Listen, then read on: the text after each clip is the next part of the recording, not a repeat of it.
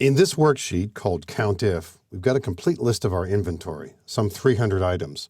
What we'd like to know is how many of those items are in the kitchen department, some in the dining department, so on. We've got a list over here in column J. We'd like to tabulate the items, eventually tabulate the revenue from each department, also the average cost per item. The functions we'll be using here are all part of the same family, more or less, similar functions. The first one we're going to be using is called COUNTIF. And to make this a little clearer, I'm going to hide column C. We really don't need to see that on the screen right now. So right-click column C, hide. We'll zoom in just a bit here to make this a little clearer. The function we'll be using in cell K7 is COUNTIF. COUNTIF has two arguments or parameters. The first one is where are we looking, the range where we're looking. And in this worksheet, there's nothing else in column B except department entries. Now there is the word department, but it's not going to bother us. So we'll just click column B, comma. What are we looking for in column B? We're looking for the word kitchen. Now, if we don't have this in a nearby cell, we'll simply type double quote kitchen, double quote. But it's here in cell J7, so we'll simply click or type that, and we're all set. Press enter to get a count of how many different times does the word kitchen appear in column B.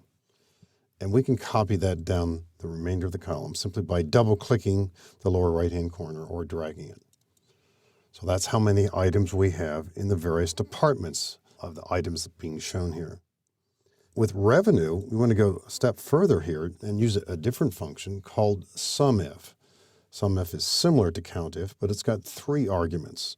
This time, when we find a kitchen item, we want to go into column H and pick up the revenue and tabulate the total revenue for the kitchen items.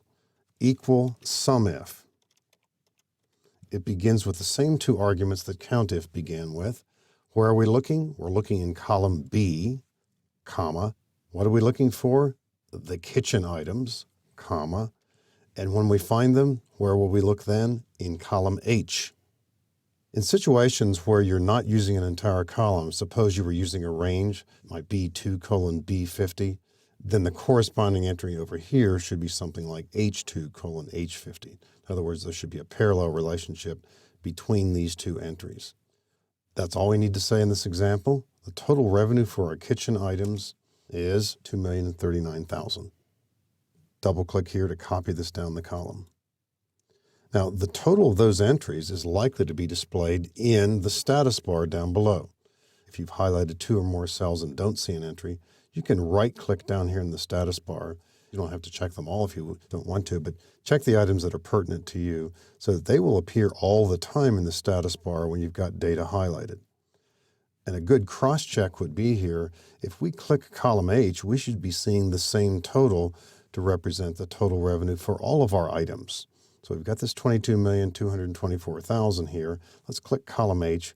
We should be seeing the same number at the bottom of the screen. And we are. I'll make these columns a bit narrower so we don't have to drag too much.